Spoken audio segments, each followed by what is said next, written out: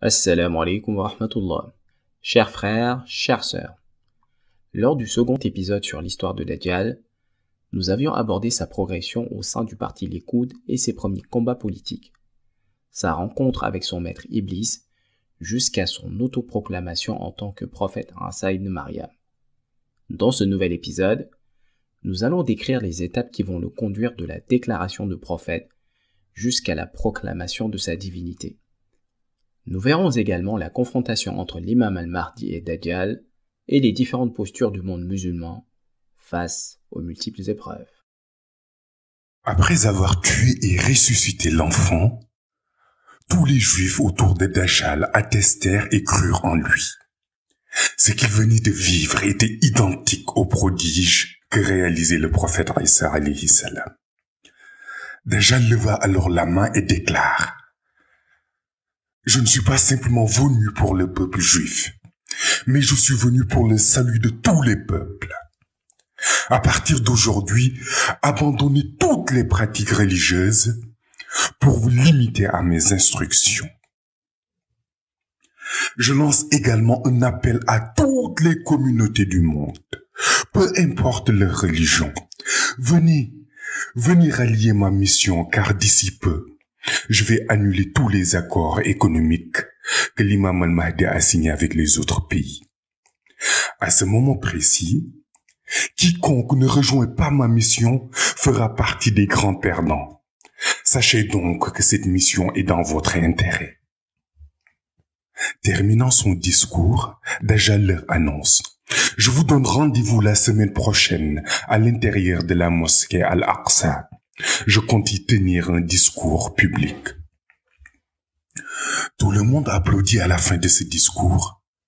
Ce qu'il faut en retenir, c'est que Dajjal a entamé ses attaques envers le monde musulman. Le fait même de tenir un discours à l'intérieur de cette mosquée sacrée représente une provocation manifeste. À partir de ce moment, tous les adversaires de la mission de l'imam al-Mahdi commencèrent à rallier Dajjal. Les loges maçonniques, les adeptes d'autres religions, mais aussi et surtout la CIA et le Mossad qui ont toujours échoué dans leurs nombreuses tentatives d'assassinat de l'imam al-Mahdi.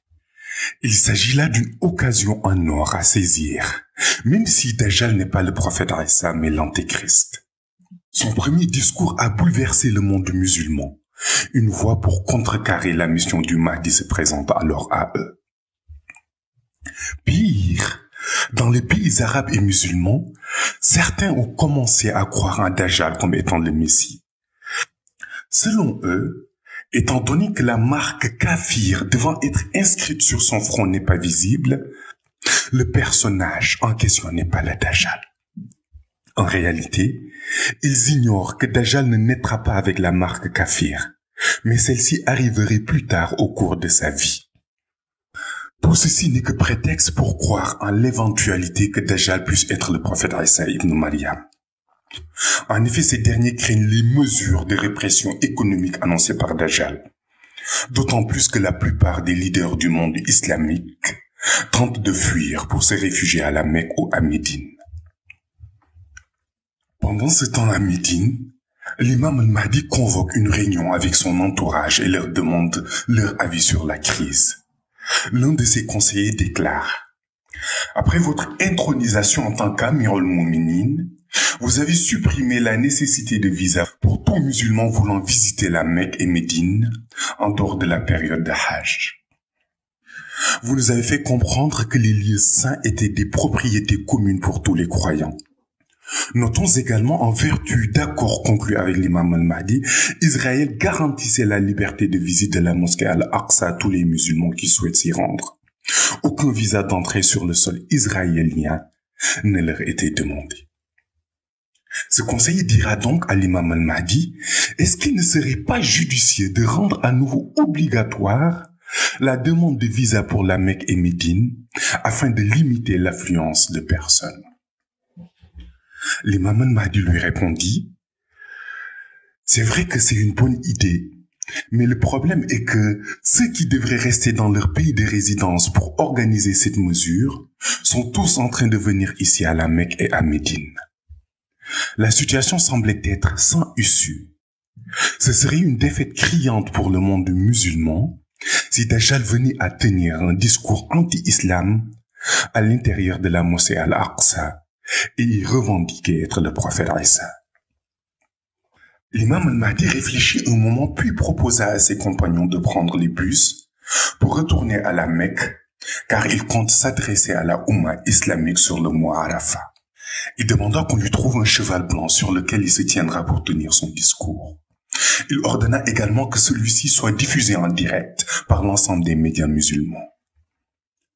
Le lendemain, sur le mois Arafat, devant un grand nombre de musulmans, l'imam al-Mahdi sur son cheval blanc et muni de sa canne entama son discours. Beaucoup de dignitaires, occupant des postes clés au sein du commerce international islamique, sont ici à la Mecque et à Médine. Ils nous ont présenté leurs excuses car ils n'étaient pas au courant de la consigne qui leur avait été donnée, à savoir de rester dans leur pays. Leurs excuses ont déjà été acceptées car ils sont déjà ici présents. Mais ce que je ne peux pas accepter, c'est que Dajjal puisse vous déstabiliser. Sachez que nous allons bientôt vivre des années de crise et de difficultés. Tout ce qui pourra nous sauver, ce sera notre iman, notre croyance ferme en Allah subhanahu wa ta'ala, que chacun renouvelle sa croyance en Allah. Également, ajoute-t-il, il faut que la Oumma islamique se serre les coudes. Même s'il y aura des divisions, le reste de la Oumma doit s'unir et se souder davantage, car le camp adverse prépare une grande coalition. Que chacun apprenne conscience et demeure dans l'adoration continue d'Allah subhanahu wa ta'ala. Pour ce qui est du reste, je m'en charge personnellement. Un journaliste s'avance pour poser une question, mais le protocole sécuritaire du Mahdi lui barre la route.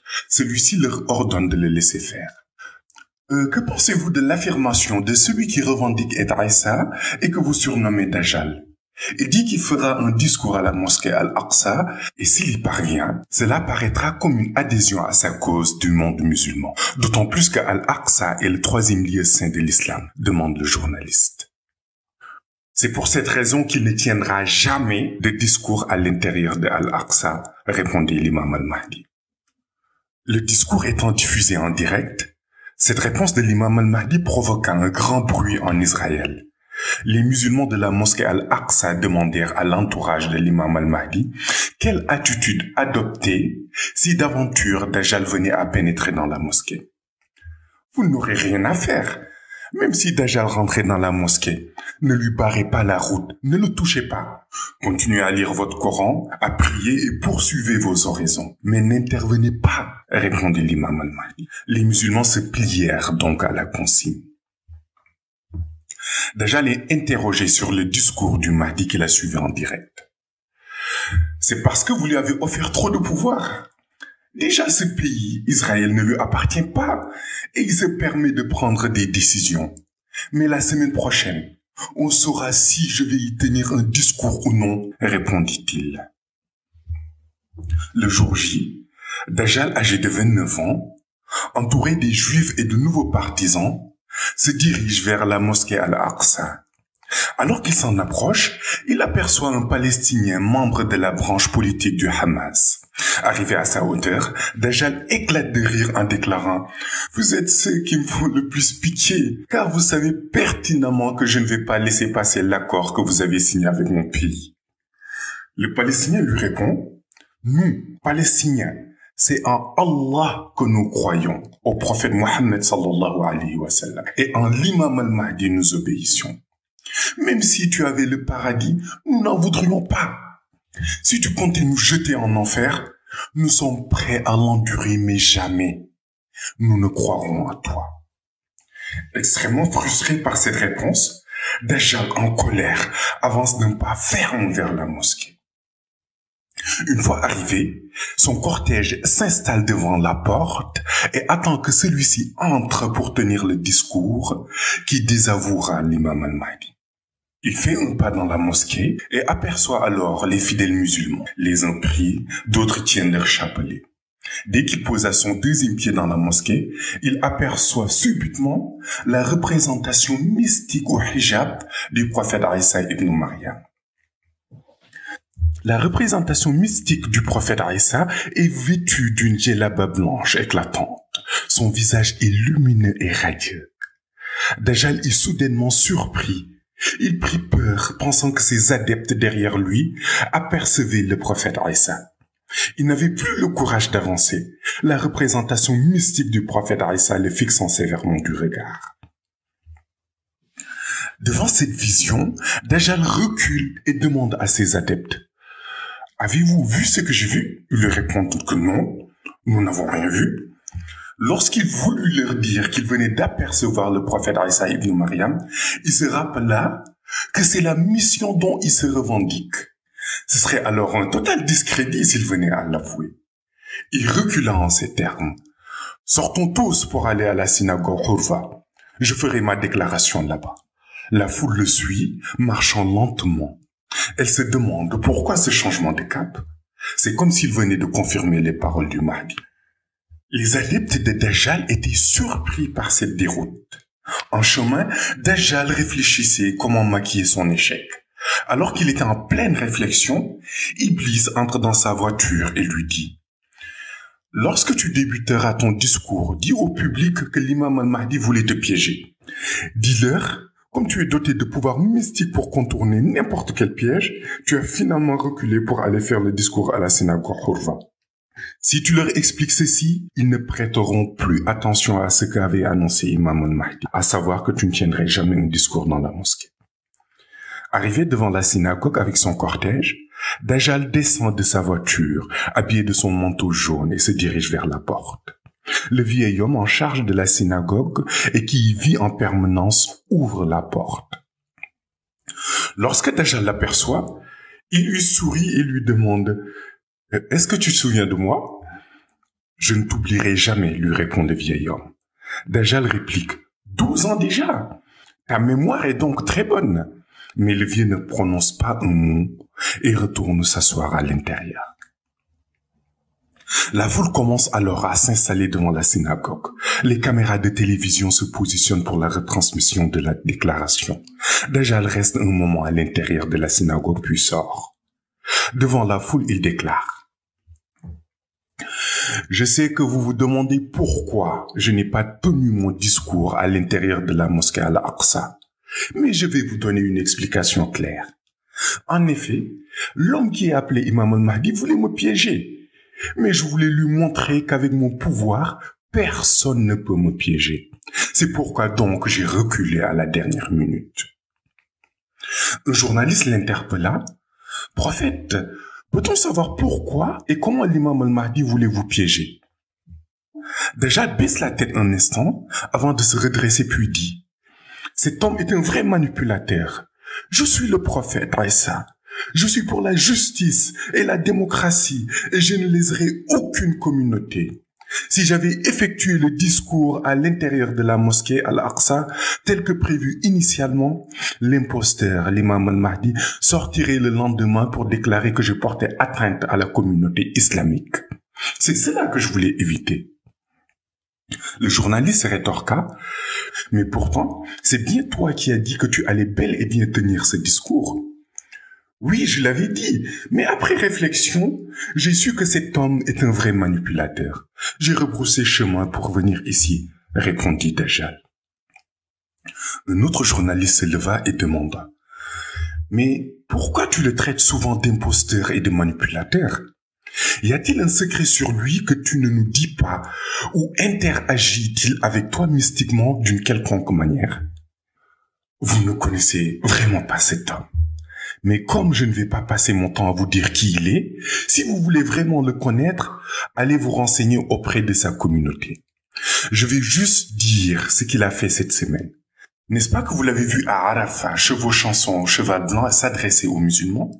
Ce que vous ignorez, c'est qu'il ne s'adressait pas uniquement à la communauté musulmane. Il m'envoyait par la même occasion un code, répondit Dajjal. Peut-on savoir c'est quoi le code en question, demandant un autre journaliste. Dajjal répondit: c'est son cheval blanc qui est le code. En chevauchant ce cheval, il me faisait savoir qu'il était prêt pour la guerre. C'était une déclaration de guerre alors que vous le définissez comme étant un homme de paix. Même si vous le dites, il ne veut pas la paix. Il a aussi choisi la couleur blanche pour me signaler qu'il ne va pas abandonner ses compagnons. Si vous dites que c'est un homme de paix, c'est parce que vous ne le connaissez pas vraiment. Mais ça, c'est son problème. L'essentiel, c'est que je sais comment procéder avec lui. Alors qu'il s'apprêtait à aborder un autre sujet, un autre journaliste l'interpella à nouveau. Mais pourquoi l'imam al-Mahdi déclareriez la guerre à vous personnellement et pourquoi précise-t-il qu'il n'abandonnerait pas ses compagnons? Dajjal lui répondit, c'est normal, parce qu'il sait qu'aucune armée ne peut se battre contre moi. Seul le pouvoir mystique peut me faire la guerre. À ce moment, le vieil homme sort de la synagogue. Toute la foule l'observe. Il s'adresse à Dajjal. Je t'écoute depuis un moment. Personnellement, j'ai 88 ans. Lorsque nous nous sommes croisés tout à l'heure, tu as déclaré que 12 ans se sont écoulés depuis notre première rencontre au sein même de cette synagogue. Je voudrais lancer un message au peuple juif qui te suit, ainsi qu'aux membres du Front National Juif. Cet homme-ci n'est pas le Messie Isa que la Bible avait prédit. Il est plutôt l'Antéchrist. Tout le monde était surpris. Le vieil homme poursuivit. Effectivement, je le certifie en prenant mes responsabilités. Il se tourna vers Dajjal. Mais pourquoi tu n'assumes pas tes responsabilités? Pourquoi tu ne déclares pas que tu es l'Antéchrist alors que tu l'avais accepté dans le passé lorsque nous étions seuls? Pourquoi prétendre être le prophète Isa? Vraiment, le pouvoir en vaut-il la peine? Un silence total régnait. Dajjal prit la parole. Vous voyez les effets pervers des religions? Ce vieil homme a 88 ans. À cause de ses longs séjours dans cette synagogue, des méditations intenses et de sa religion, il a subi un lavage de cerveau. Il s'est penché jour et nuit sur les textes jusqu'à me traiter d'hypocrite et me confondre avec l'Antéchrist, alors que je suis le prophète Isa. Même si tu le dis, tu ne crois pas, rétorqua le vieil homme. Dajjal répliqua, d'accord, mais ce sera le dernier mot que tu prononceras contre moi. Il pointa son index gauche vers le vieil homme. De sa main portant l'anneau magique, il saisit le vieil homme par son pouvoir mystique et le projeta dans les airs.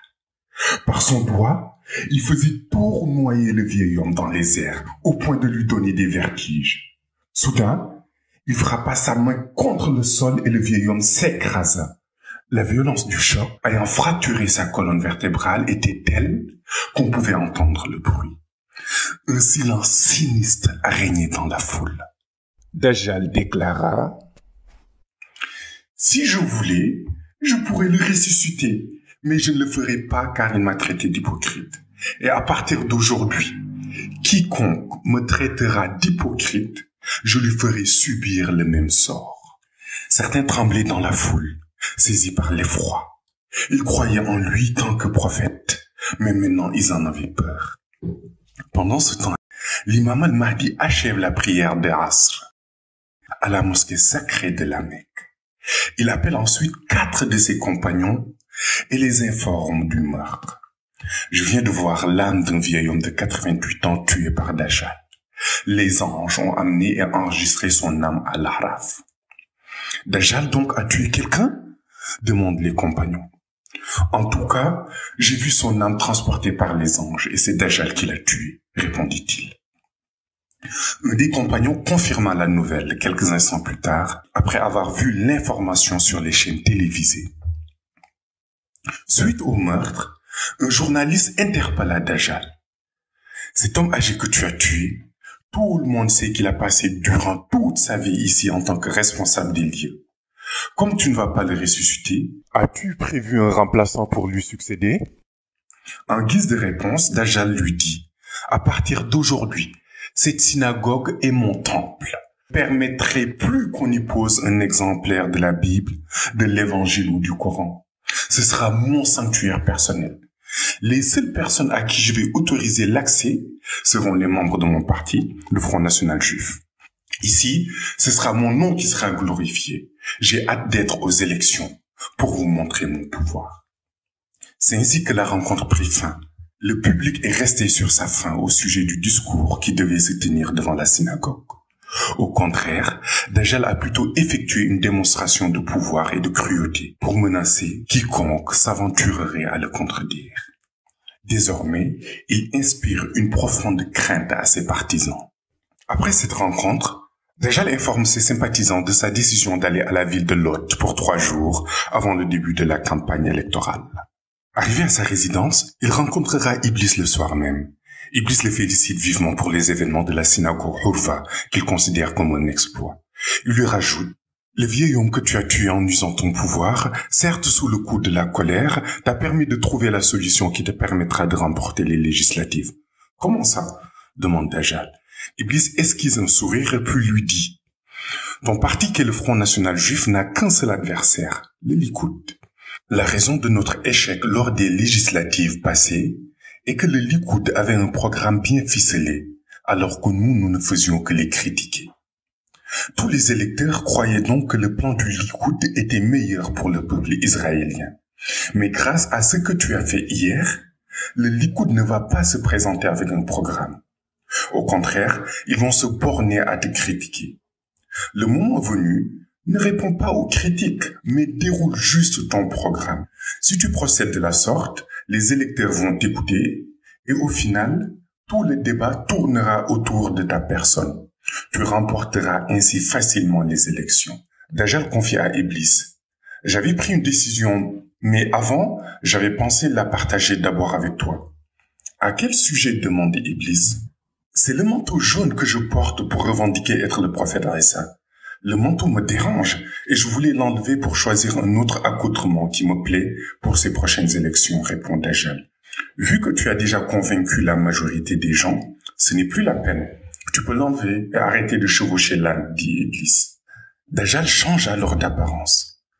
Désormais, il porte un costume noir avec une longue veste par-dessus la plupart du temps. Il raccourcit à nouveau ses cheveux comme auparavant et porte une kippa. De plus, il porte autour de sa tête une sorte d'élastique muni d'un morceau de cuir avec lequel il protège son œil droit défectueux tel un pirate. Au terme de ces 3 jours, il quitte la ville de Lot pour retourner se lancer dans la campagne électorale. Dès le début, la prédiction d'Iblis se réalise. Le principal adversaire, le Likoud, passe toute la campagne à critiquer Dajjal. Si vous lui donnez la majorité, il conduira le pays dans le chaos. Vous avez vu comment il a assassiné ce vieil homme de 88 ans? Il n'est pas le prophète Isa, répète-t-il. Toute la campagne du Likoud tourne autour du personnage de Dajjal. Pendant ce temps, Dajjal et le Front National Juif déroulent leur programme. Ils défendent un plan exclusivement basé sur le commerce international. Ils s'appliquent à dénoncer les accords avec l'imam al-Mahdi qui, selon eux, désavantage Israël et les Occidentaux plus généralement.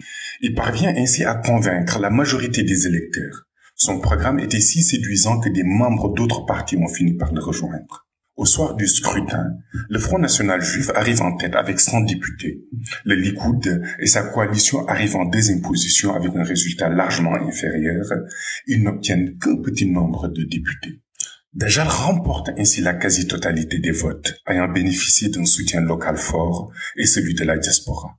Il se positionne désormais comme le futur Premier ministre d'Israël. Suite à sa victoire, Dajjal sollicite une audience auprès du président israélien pour une requête particulière. Lors de l'audience, il lui déclare: « Je sais que tu vas me nommer au poste de Premier ministre, mais avant ma nomination, je voudrais que tu m'accordes un délai de 3 ans, car je dois effectuer une tournée européenne, aller aux États-Unis, en Afrique et ailleurs dans le monde. Je voudrais régler d'ores et déjà le problème de ces accords, de sorte que lorsque je m'installerai au pouvoir, nous commencerons à exécuter notre programme. » Dajjal parvient à convaincre le président de lui accorder ce délai. Ainsi, au lieu d'occuper le poste de Premier ministre et diriger le pays, un jet privé lui est alloué pour effectuer ses voyages. Pour son premier déplacement, il retourne à Manhattan aux États-Unis afin de rencontrer les sénateurs républicains et démocrates. Il les exhorte à rompre les accords signés avec l'imam al-Mahdi dès son accession au pouvoir, en lieu et place d'un nouveau plan qu'il proposera à la place. Et Dajjal de poursuivre, l'imam al-Mahdi et ses représentants dominent le commerce international. Et jusque-là, nous ne pouvions rien faire. Maintenant, on peut unir nos forces pour le soumettre à nos règles. Dans le passé, c'est nous qui risquions l'embargo, mais aujourd'hui, s'ils refusent, ce sera à nous de leur faire subir, voire leur imposer un boycott de leurs produits. Les sénateurs américains acceptent cette proposition qu'ils trouvent brillante. Celle-ci sera le fondement de leur future politique économique. Dajjal poursuit ainsi sa tournée en Europe, où il convaincra la majorité des pays. Il ira également au Japon, en Chine et dans d'autres pays asiatiques qu'il parvient à convaincre. Le message est toujours le même. Lorsque je m'installerai au poste de Premier ministre, rompez tous les accords. À l'exception de certains pays comme la Russie, qui ont préféré attendre sa prise de fonction, Dajjal, durant ces 3 années, aura convaincu la majorité des pays occidentaux à rompre les accords signés avec le Mahdi. Et pour certains, c'était chose faite avant même son installation. À l'issue de cette tournée de 3 ans, il accède au fauteuil de Premier ministre et commence à gouverner. Il est alors âgé de 33 ans. Il passe le premier mois à répondre aux messages de félicitations des différents dirigeants mondiaux. Ces derniers en profitent pour l'informer de la rupture effective des accords précédemment conclus avec l'imam al-Mahdi. Dajjal obtient enfin gain de cause et savoure sa victoire.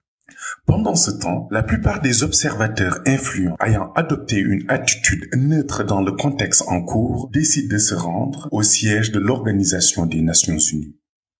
Ils s'inquiètent de la situation actuelle du monde, qui risque de basculer à tout moment dans le chaos.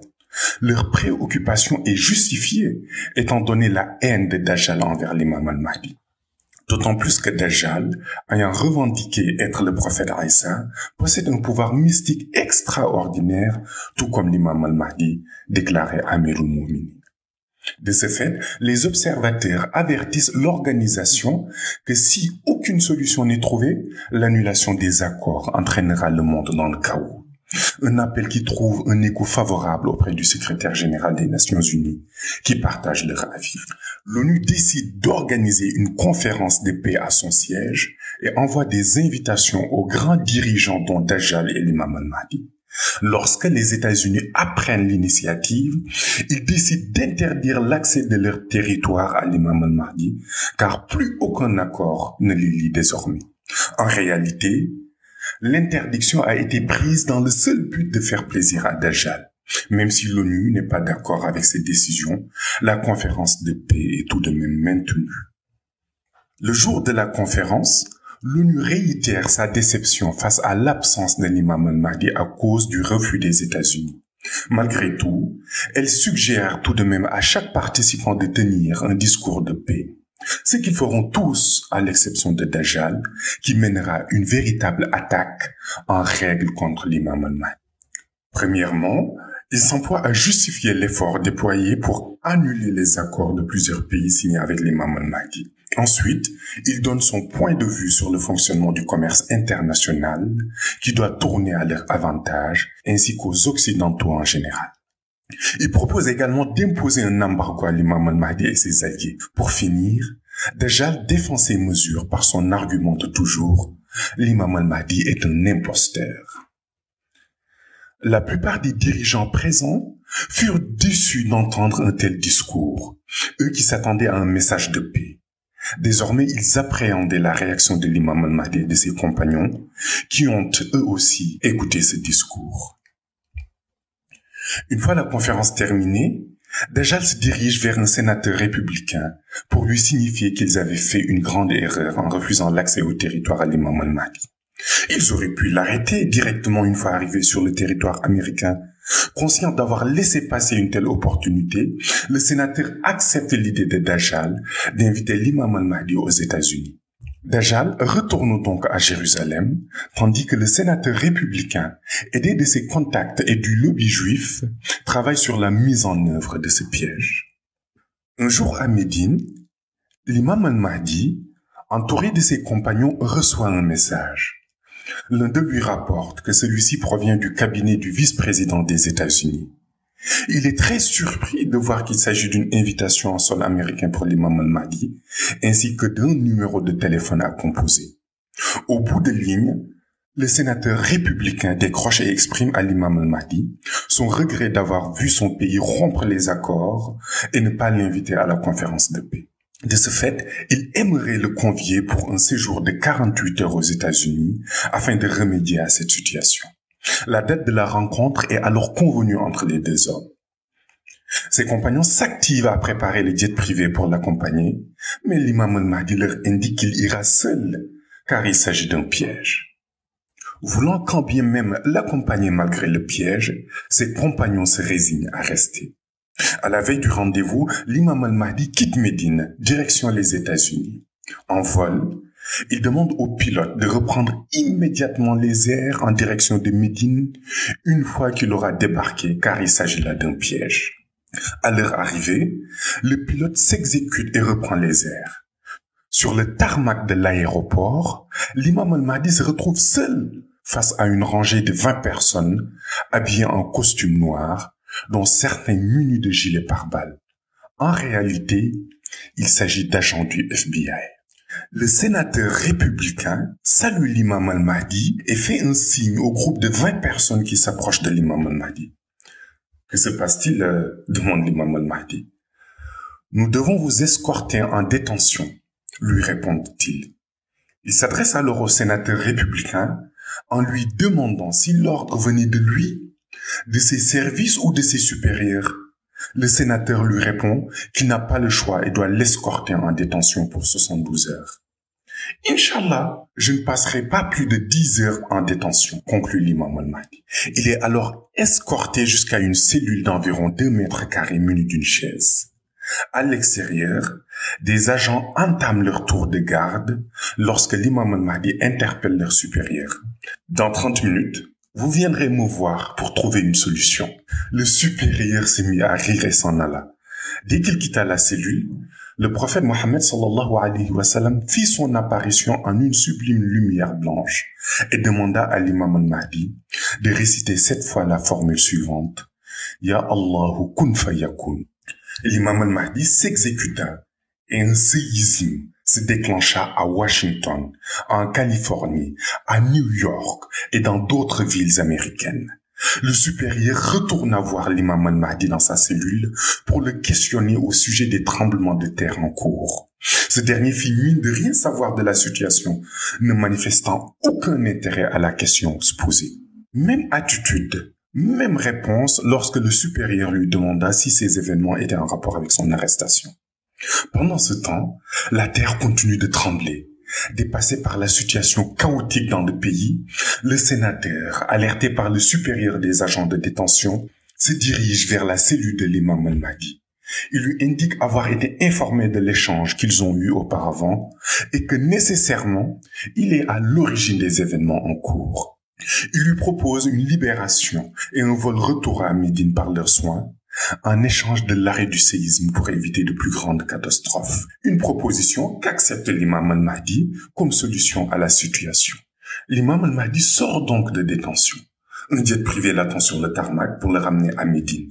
Il refuse d'y monter. En effet, il sait que celui-ci est piégé. Il doit exploser une fois l'appareil dans les airs. Le temps des protocoles de ce bas monde, tels que monter dans les jets privés pour voyager, est désormais révolu. Il est temps de faire face au vrai pouvoir mystique. Il récite à nouveau 7 fois la formule Ya Allahu kun fayakun et disparaît devant eux. Il apparaît instantanément à Médine devant ses compagnons. Une foule de caméras de télévision l'encercla, surprise de son apparition soudaine à Médine. En effet, tout le monde le savait en détention aux États-Unis.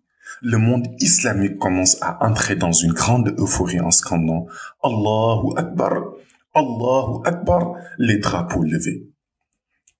Dans son bureau, Dajjal entra dans une colère noire en apprenant ce qui venait de se passer. L'imam al-Mahdi venait d'obtenir une fois de plus une victoire éclatante. Il décida donc de mettre en place un autre stratagème. Il se dirige vers l'extérieur pour retrouver son chauffeur et lui demande de l'amener discrètement à la ville de Lot sans avertir le protocole de sécurité. Il ne souhaite pas être accompagné. Une fois arrivé, il demande au chauffeur de rebrousser chemin afin de ne pas éveiller de soupçons sur son absence. Il lui demande également de garder le silence. Après avoir retiré sa veste dans la chambre, Dajjal se dirige vers le puits de la maison. Aussitôt ouvert, il lève la main gauche sur laquelle se trouve sa bague, prononce ses formules mystiques, puis saute dans le puits. En plongeant, il rencontre Iblis qui se dirigeait vers la sortie.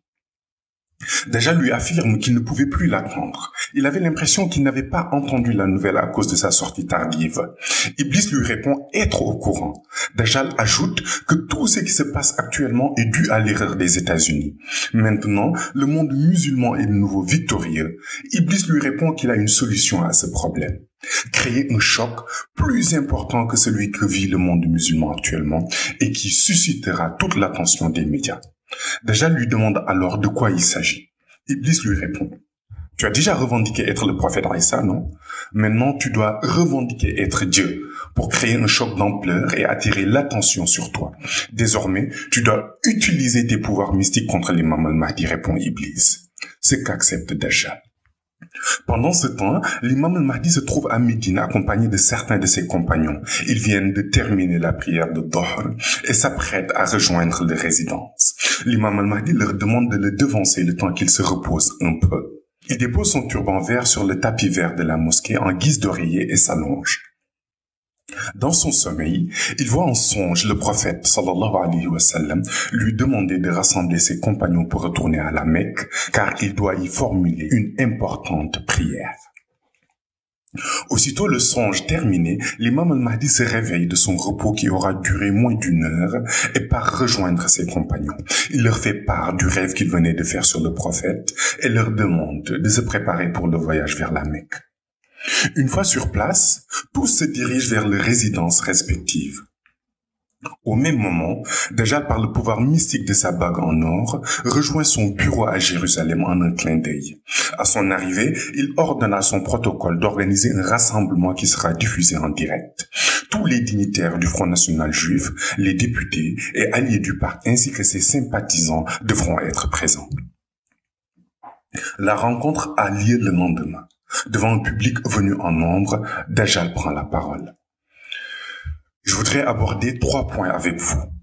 Le premier est que j'ai réussi à anéantir celui qu'on nomme l'imam al-Mahdi, car tous les accords qu'il a eu à signer avec certains pays sont annulés excepté la Russie, qui changera sûrement d'avis si j'entame une discussion avec eux. Le public applaudit et Dajjal continue son discours en ces termes. Le deuxième point est qu'il a été invité aux États-Unis pour assister au sommet, mais il ne s'est pas présenté par peur de se retrouver face à moi. Le troisième point est que tous ses alliés sont actuellement en retrait et se font discrets. Bien qu'hier, nous les avons vus s'exprimer sans grande conviction à travers une chaîne de télévision. Si je vous en parle, c'est que récemment, j'ai revendiqué être le prophète Isa et vous m'avez cru en voyant des preuves palpables. Aujourd'hui, je dois vous avouer que je suis Dieu. Parmi les Juifs présents dans la salle, certains reculent sous le choc de ce qu'ils venaient d'entendre. Dajjal ajoute: si je revendique être Dieu, c'est grâce à tout ce qu'il a réussi à entreprendre. La foule, toujours sous le choc, reste silencieuse. Et Dajjal d'ajouter en s'adressant au public: doutez-vous de ma divinité? Car si c'est le cas, je formerai un groupe constitué de plus d'une centaine d'individus pour aller chaque pays et faire adhérer les partisans de l'imam al-Mahdi à sa propre cause. À ce moment-là, le public commence à applaudir. Au même moment, le prophète Mohammed sallallahu alayhi wa sallam apparaît à l'imam al-Mahdi à la Mecque et l'informe que l'heure de formuler l'importante prière est arrivée. L'imam al-Mahdi se lève et se dirige vers la mosquée d'Al-Haram, accompagné de ses compagnons. Arrivé entre la Kaaba et la station Maqam Ibrahim, l'imam al-Mahdi s'arrête et répète 7 fois la formule suivante. Bismillahirrahmanirrahim. La ilaha illallah al-halim al-karim. Subhanallahi rabbi samawati sab'a wa rabbi arshil azim. Il termine sa prière par cette invocation. Allah, je t'implore de montrer aux yeux de tous que Dajjal n'est pas ce qu'il prétend être, mais bien un mécréant. Ayant terminé, l'imam al-Mahdi lève les yeux au ciel et aperçoit un ange quittant le monde rêve en direction du monde Shahada à l'aide d'un Inayatu Rabbani, un moyen de locomotion mystique. Cet ange se dirige jusqu'à Jérusalem où se trouve Dajjal et lui assène un violent coup au front. Invisible dans le monde Shahada, le coup porté est si violent qu'il provoqua un bruit assourdissant, laissant croire à la foule qu'un attentat venait de se produire.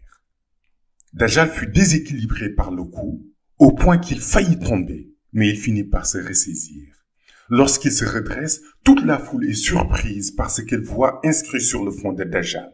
Il est inscrit le mot kafir, c'est-à-dire mécréant. Dajjal comprit alors que quelque chose n'allait pas, car tous les yeux étaient rivés sur lui. Il se précipite vers sa voiture et constate qu'il est écrit kafir sur son front. Il tente d'user de ses pouvoirs mystiques avec sa bague en or pour faire disparaître l'inscription. Sauf qu'au contraire, celle-ci devient encore plus visible. Dajjal comprend alors qu'il ne pourra pas l'enlever et se met à réfléchir sur un moyen de justifier ce qui venait de se passer. Au même instant, le monde raïb commence à mettre en place son organisation. Un second ange quitte le 4e ciel pour aller à la rencontre du prophète Isa ibn Maryam au 2e ciel. Il lui tend une tablette et déclare « Au jour d'aujourd'hui, Dajjal a revendiqué être Dieu. Cette tablette comporte un échéancier de 40 jours. Une fois les 40 jours écoulés, tu auras l'autorisation de descendre dans le monde Shahada pour le rejoindre. » En réalité, les 40 jours auxquels fait référence l'ange correspondent à 1 an et 14 jours du monde Shahada. En effet, beaucoup spéculent sur le nombre de jours que passera Dajjal sur Terre, mais aucun d'entre eux ne peut dire à partir de quel moment le décompte commencera. Or, le décompte de 1 an et 14 jours débutera au moment où il revendiquera être Dieu, soit 2 mois après être entré en fonction au poste de Premier ministre. Nous savons également que le prophète Isa ibn Maryam passera 40 jours sur terre. Mais cette fois-ci, ces 40 jours font référence à 9 ans. Ce qui indique qu'il existe plusieurs échelles de temps dans le monde raïb. Pendant ce temps, Dajjal, qui n'a aucune connaissance de ce qui se prépare, est toujours dans une colère noire. Il essaie de réfléchir à un moyen de retourner la situation à son avantage. Après s'être fait dévisager par le public, Dajjal décide de retourner sur l'estrade. Il déclare que c'est cet imposteur, l'imam al-Mahdi, qui est à l'origine de cette inscription au front. Ceci afin de le discréditer et de le faire apparaître pour le mécréant. Le public reste silencieux face à ses propos. Dajjal continue. « Je reconnais qu'il a des pouvoirs qui lui ont permis d'écrire à dessein sur mon front. Mais cela va lui coûter cher, car moi aussi, je possède des pouvoirs et je ne compte pas me laisser faire. » Parmi le public, toujours silencieux, une vieille dame âgée de 70 ans se présente devant Dajjal et lui dit « Lorsque tu as revendiqué être le prophète Isa, j'étais présente et j'y ai cru. Mais aujourd'hui, en revendiquant être Dieu, même si je fais partie de ton peuple, je ne peux pas l'accepter. » Dajjal la regarde et lui demande si elle était présente le jour où il a annoncé qu'il n'accepterait plus que quelqu'un le contredise. « À quel moment l'as-tu déclaré ?» demande la vieille dame. « Je l'ai dit devant mon temple, le jour où ce vieil homme de 88 ans m'a contredit, répondit Dajjal. « J'étais bien présente, mais je ne peux pas accepter le fait que tu sois Dieu, rétorque la vieille dame. « Qu'est-ce que je dois encore faire ou prouver pour que tu crois en moi ?» demande Dajjal. « Je ne te contredis pas, mais le fait que tu revendiques être Dieu est inconcevable pour moi, répond-elle. « Où sont tes parents ?» demande Dajjal. « Ils sont décédés il y a longtemps, répondit la vieille dame. Dajjal tend alors sa main gauche, où se trouve sa bague en or, vers l'épaule droite de la vieille dame. En prononçant ces formules mystiques, il souffle ensuite vers l'épaule droite. Le père décédé depuis longtemps de la vieille dame apparaît alors sur son côté droit. Elle resta bouche bée devant lui. Dajjal lui fait savoir qu'il n'a pas encore fini. Il répète la même action en direction de l'épaule gauche de la dame et fait apparaître sa mère. De nouveau surprise, elle resta bouche bée devant sa mère. Ses parents l'enlacent en exprimant toute leur joie de l'avoir retrouvée. Le public est tellement surpris qu'il reste sans voix devant ce qui vient de se passer. Dajjal déclare « Ces personnes sont décédées il y a bien longtemps et pourtant je les ai ressuscitées. Alors pourquoi il y a encore des gens qui doutent de ce que je revendique ?» Aussitôt, la vieille dame s'agenouille et embrasse la main de Dajjal en lui disant qu'elle le reconnaît en tant que Dieu. Il lui indique qu'elle dispose de 24 heures pour passer du temps avec ses parents. Après quoi, ils retourneront dans le monde d'où ils viennent. En réalité, ces 2 personnes que Dajjal a fait apparaître sont des afarites envoyés par Iblis pour assister Dajjal dans sa démonstration de pouvoir. Le public était encore sous le choc de ce qui venait de se passer. Les sceptiques commencèrent à croire Dajjal, car pour eux, seul Dieu était capable de faire une telle chose. Cela le réconforta, mais pas totalement à cause de l'inscription kafir toujours visible sur son front. S'adressant au public, il déclare « Maintenant, je ne tolérerai plus aucune contradiction. J'ai assez prouvé. » La foule s'est mise alors à glorifier son nom.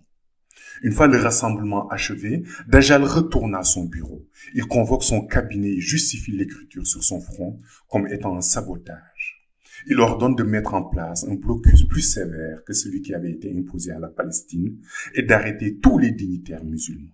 En effet, s'il ne peut pas atteindre l'imam al-Mahdi, ses alliés paieront à sa place. Le plan se met en œuvre. Les persécutions s'abattent sur les musulmans ainsi que leurs dignitaires. Mais cela ne satisfait toujours pas Dajjal. Il instruit son armée de mettre en œuvre tous les moyens nécessaires afin de localiser l'imam al-Mahdi où qu'il se trouve sur le globe terrestre. L'armée s'exécute sous la supervision de Dajjal. Les drones, les avions espions, en somme tous les moyens de l'armée sont mobilisés pour la traque. Puis soudain, un lieutenant indique avoir localisé l'imam al-Mahdi. Dajjal s'approche et aperçoit l'imam al-Mahdi à l'écran. Il est vêtu d'une djellaba blanche avec son turban vert sur la tête. Dajjal ordonne de verrouiller la cible avec le drone. Au moment d'ordonner une frappe, un autre lieutenant s'exclame « Je l'ai également trouvé !» Dajjal lui demande aussi de verrouiller la cible. Peu de temps après, deux autres indiquent à Dajjal l'avoir localisé. Mais comment se fait-il qu'il soit autant à l'avoir trouvé alors qu'il s'agit d'une seule et même personne leur demande Dajjal. Et pourtant, d'autres lieutenants continuent de le localiser en divers endroits. Au final, l'imam al-Mahdi est identifié en 70 lieux différents, qui néanmoins seront tous verrouillés. Dajjal en déduit qu'il s'agit là d'une manifestation de pouvoir mystique, mais ordonne de tirer car il s'agit au final de la même personne. Quelques instants après, l'information selon laquelle l'aéroport de la ville de Lod s'est fait bombarder passe à travers les médias télévisés. Surpris, Dajjal se demande comment cela est possible. En réalité, tous les tirs des drones armés ont touché l'aéroport de la ville de Lod. Dajjal commence alors à s'énerver et affirme qu'ils se sont fait manipuler. Malgré les 70 cibles verrouillées en différents lieux, tous les tirs ont visé le même endroit. Il demande alors à son équipe de se préparer pour embarquer à bord du Boeing gouvernemental. Ils vont prendre la direction de la Mecque où l'imam al-Mahdi avait tenu sa déclaration. Son équipe lui demande si c'était une bonne idée, si le monde ne le verrait pas d'un mauvais œil. Aussitôt, Iblis lui murmura à l'oreille gauche d'user de ses pouvoirs mystiques pour influencer les dirigeants des pays alliés. Ainsi, il pourrait leur faire exécuter ses propres décisions et tourner la situation en sa faveur. Dajjal se met alors à joindre tour à tour ses alliés et les instruit d'expulser de leur pays les partisans de l'imam al-Mahdi. S'ils ne peuvent le faire à cause de leur nationalité qui leur garantisse la résidence, alors qu'ils rendent leurs conditions de vie difficiles. Par exemple, augmenter fortement le prix des denrées pour les adeptes du Mahdi et le réduire pour ceux qui se réclament de Dajjal. Ainsi, face aux contraintes, ils délaisseront l'imam al-Mahdi pour rejoindre Dajjal. Les pays alliés de Dajjal commencent alors à mettre en œuvre les nouvelles directives. Face aux mesures économiques draconiennes, les musulmans doutent à nouveau sur la personnalité de Dajjal, et ce malgré l'inscription kafir sur son front. Certains changent d'avis et considèrent qu'il s'agit du prophète Isa ibn Maryam juste pour sauver leurs intérêts. Pire encore, ils réduisent la situation actuelle en un simple conflit personnel entre l'imam al-Mahdi et celui qu'ils voient comme étant Isa. Désormais, avec un contexte favorable, Dajjal peut entamer son voyage à la Mecque. Il décide de réunir un groupe d'une centaine de personnes, 70 militaires parmi les plus expérimentés au combat et 30 membres de son protocole. Ils prennent ensuite la direction de l'aéroport de Tel Aviv et embarquent à bord du Boeing 747 doté de 5 moteurs. Après le décollage, Dajjal explique aux membres à bord que suite à l'attaque avortée des drones pour éliminer l'imam al-Mahdi, il est impératif de se rendre à la Mecque ou à Médine afin de l'identifier formellement et le supprimer. Dajjal considère qu'il ne peut être que dans une de ces deux villes. Le lieutenant à bord lui indique que si l'imam al-Mahdi s'y trouve comme il l'affirme, l'appareil deviendrait une cible à abattre pour les radars de défense en pénétrant dans l'espace aérien saoudien. Il lui suggère de faire escorter l'appareil par 4 avions de combat de type F-16 jusqu'à l'atterrissage. C'est alors que Dajjal lui répond « Je pense que vous avez raison. Mais l'escorte ne sera pas nécessaire. Je dispose d'un pouvoir mystique qui, en pénétrant dans l'espace aérien, me permettra de nous rendre non identifiables et de passer inaperçus. À l'approche des limites de l'espace aérien de l'Arabie Saoudite, le lieutenant se retourne et demande à Dajjal de regarder en direction de son épaule gauche. Ce dernier se retourne et aperçoit dans l'appareil un oiseau ressemblant à un pélican blanc. Comment cet oiseau a pu être embarqué à bord, se demandent les passagers. Dajjal fixe alors l'oiseau dans les yeux. Ce dernier déploie ses deux ailes, ouvre le bec. L'équipage entend alors une parole surprenante. Bismillahirrahmanirrahim. Alam tara kayfa fa'ala rabbuka bi ashabil fil. Alam yaj'al kaydahum fi tadlil. Wa arsala alayhim tayran ababil. Tarmihim bihijaratin min sijil. Faj'alahum ka'asfin ma'kul. Sourate 105 Al-Fil, l'éléphant. À cet instant, le pilote se retourne vers les passagers et leur indique que l'appareil vient de perdre un réacteur. Dajjal déclare alors que ce pélican n'a pas été embarqué à bord par erreur, mais il s'agit plutôt d'une manifestation d'un pouvoir mystique à l'œuvre. À nouveau, l'oiseau se met à répéter la sourate de l'éléphant. Et une seconde fois, le pilote déclare la perte d'un autre moteur. Il ne reste plus alors que 3 réacteurs fonctionnels. Les passagers s'inquiètent du risque d'une perte supplémentaire si l'oiseau répétait à nouveau ces versets. Pour une 3e fois, le pélican récite la sourate Al-Fil, entraînant la perte d'un 3e moteur de l'appareil. Ne restant plus que 2 réacteurs fonctionnels, le pilote recommande de retourner à Tel Aviv pour éviter l'écrasement pour lequel il risque de n'y avoir aucun survivant. La priorité est d'épargner la vie de l'équipage en lieu et place de la mission d'élimination de l'imam al-Mahdi. À la question de Dajjal, demandant si faire demi-tour était possible, le pilote répond par l'affirmative. Et les lieutenants d'ajouter, vraiment nous n'avons pas le choix, nous devons faire demi-tour. C'est alors que Dajjal ordonne au pilote de changer de cap et l'oiseau disparaît aussitôt. Cet événement plonge Dajjal dans une colère noire. Il se doutait bien que l'imam al-Mahdi ne laisserait pas une telle mission se dérouler. Cette séquence à bord de l'appareil fait référence au hadith du prophète sallallahu alayhi wa sallam, mentionnant que des anges se dresseront sur le chemin de Dajjal et déploieront leurs ailes pour l'empêcher d'accéder aux villes saintes de la Mecque et de Médine. Plusieurs ont interprété les propos du prophète en affirmant que les anges seraient physiquement sur terre, ailes déployées, montant la garde sur les routes menant aux cités saintes. En réalité, il s'agit bel et bien de cette phase à bord de l'avion avec ce mystérieux pélican blanc qui, en fait, est un ange. De retour à l'aéroport de Tel Aviv, Dajjal demande à son armée de lui convoquer un des dignitaires musulmans parmi ceux arrêtés auparavant. L'un d'entre eux est amené devant Dajjal. « Es-tu musulman » lui demande-t-il. « Oui, je suis musulman » répond le dignitaire. « En quoi crois-tu » demande Dajjal. « Je crois en Dieu, le prophète Mohammed sallallahu alayhi wa sallam est mon prophète. J'obéis aux instructions de l'imam al-Mahdi » lui répond-il. Dajjal tend alors sa main gauche, prononce ces formules mystiques sur sa bague et sa main se transforme en sabre. D'un coup, il tranche la tête du dignitaire qui atterrit plus loin. « J'avais besoin de me venger sur ceux qui œuvrent en permanence contre moi, déclare-t-il. À ce moment précis, le soleil sur le point de se coucher vire au rouge et un vent de poussière commence à se lever. À la Mecque, les compagnons et musulmans interrogent l'imam al-Mahdi sur le phénomène qui est en train de se produire. Le Seigneur envoie sa colère sur terre. Dajjal vient d'exécuter un homme de bien, un musulman innocent. C'est pourquoi Dieu dévoile sa colère, leur répond-il. L'atmosphère s'obscurcit et de partout. Subitement, l'eau potable devient amère avec un goût salé. D'aucuns pensent que ce changement soudain est le résultat d'une probable attaque chimique. Les médias en parlent partout. Cependant, Dajjal s'engage à ravitailler tous ses partisans en eau potable. En effet, Dajjal avait fait d'importants stocks d'eau potable. C'est ainsi que son armée organise la distribution d'eau potable à ses sympathisants, leur évitant d'utiliser une eau courante devenue inconsommable. Toutefois, 2 sources d'eau demeurent inchangées comme l'indique l'imam al-Mahdi, celle de Zamzam à la Mecque et celle à Médine. Quant aux autres, elles fournissent toutes une eau amère, impropre à la consommation. Lorsque les compagnons lui demandent comment venir en aide aux croyants, l'imam al-Mahdi rappelle que la solution réside dans le renforcement de leur foi envers leur Seigneur.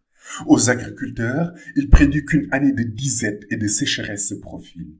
Pas une seule goutte de pluie ne tombera du ciel. Une année difficile s'annonce alors. Sachez que Dajjal œuvre pour fournir eau et vivres à ses partisans, ainsi que toutes les commodités dont ils ont besoin au quotidien.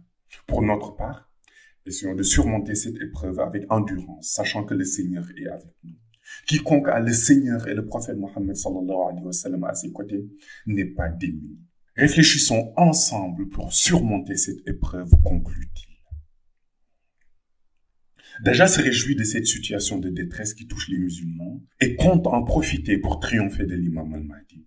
En effet, il met tout en œuvre pour faciliter le quotidien de ses partisans en cette période de crise. Il leur fournit eau, vivres et même des fonds pour financer leurs activités. La solidarité au-delà des frontières se met en marche pour répondre à toute demande. Cette assistance économique finit par porter ses fruits. À travers le monde, de nombreux fidèles de l'imam al-Mahdi finissent par rejoindre le camp de Dajjal avec l'assurance de lendemain meilleur. Ils quittent ainsi un quotidien fait de pénurie d'eau potable et de vivres pour rejoindre les rangs des sympathisants de Dajjal qui ne subissent aucune des difficultés en cours.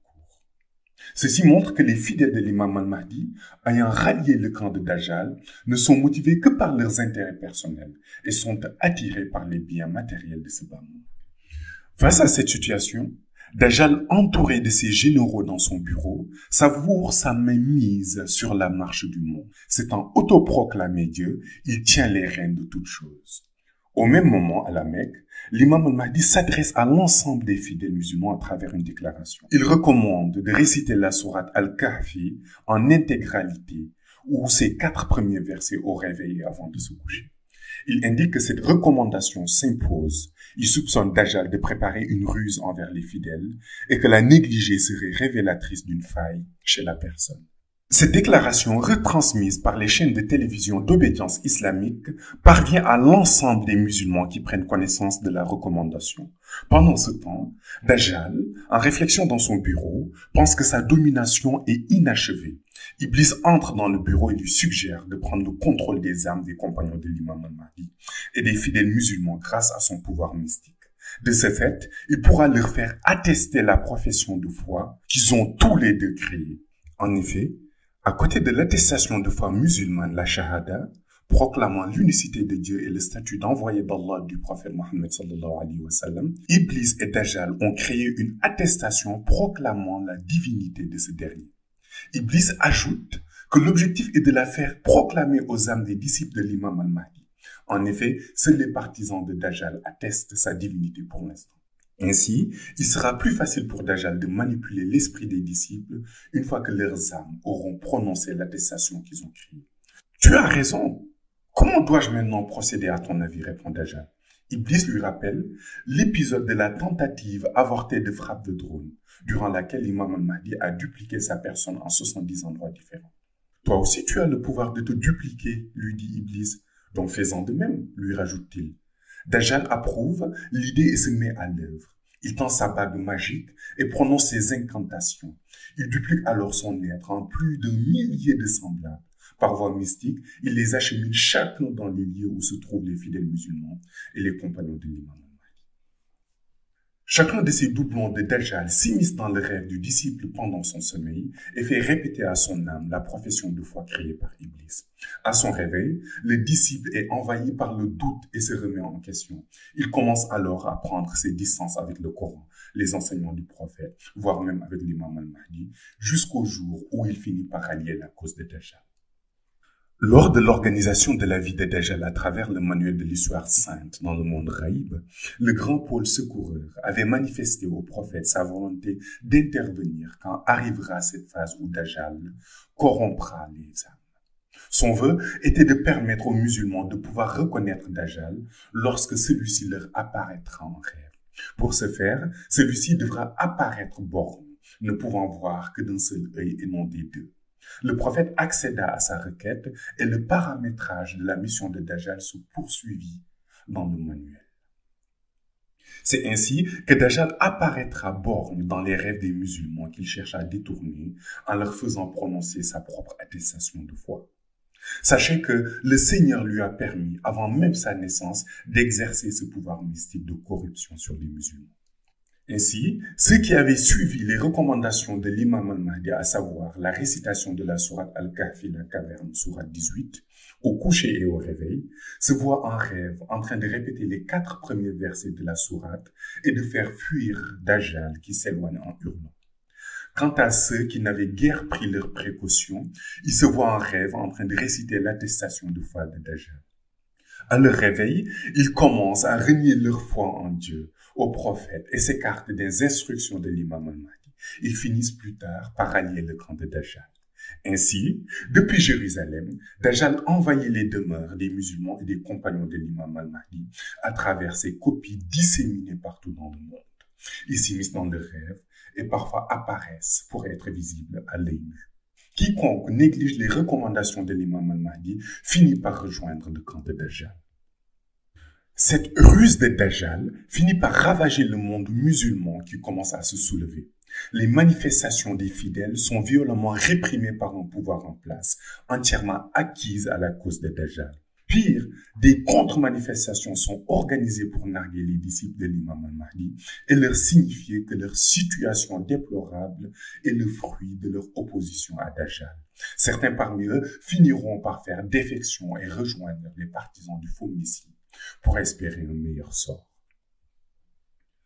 Le quotidien des musulmans rime alors avec épreuves et souffrances. Les journées sont rythmées par les difficultés pour survivre, tandis que les nuits sont marquées par un sommeil troublé par les ruses de corruption de Dajjal. Devant cette tournure, Dajjal considère désormais qu'il domine le monde et les tient sous sa gouverne. Un beau jour, il convoque les lieutenants de l'armée dans son bureau et leur fait part de son ultime projet. Un projet dont la concrétisation marquera la fin de son combat contre l'imam al-Mahdi et le début de la mise en œuvre de son programme politique. À la question des lieutenants s'interrogeant sur la nature du projet, Dajjal répond « Vendredi prochain, à partir de 8 heures, sortez tous les chars de combat, les blindés et missiles. »« As-tu décidé d'entrer en guerre ?» se demandent les lieutenants. « J'ai décidé de raser la mosquée Al-Aqsa. J'ai décidé de la raser au point de ne pas en laisser une seule brique debout. Et ce, le vendredi prochain à 8 heures. Je vous montrerai à l'imam al-Mahdi, à ses compagnons et à tous les musulmans que cette terre est la nôtre. Nous saurons vendredi si la mosquée Al-Aqsa sera le 3e lieu saint de l'islam, leur dit-il. Les lieutenants exultent en apprenant cet ultime objectif de Dajjal qui exauce par cette même occasion un vœu de longue date de l'armée israélienne, raser la mosquée Al-Aqsa. Nous arrivons au terme de cette 3e partie de l'histoire de Dajjal. Dans le 4e et dernier épisode, nous découvrirons la descente du prophète Isa ibn Maryam, la fin de Dajjal, le règne du Mahdi et de Isa et l'avenir de l'humanité. Ce récit est extrait des enseignements de notre honorable guide Qutbul Aqtab al-Kabir. Merci pour votre attention et à bientôt sur votre chaîne Les Enseignements du Mahdi. Assalamu alaikum wa rahmatullahi ta'ala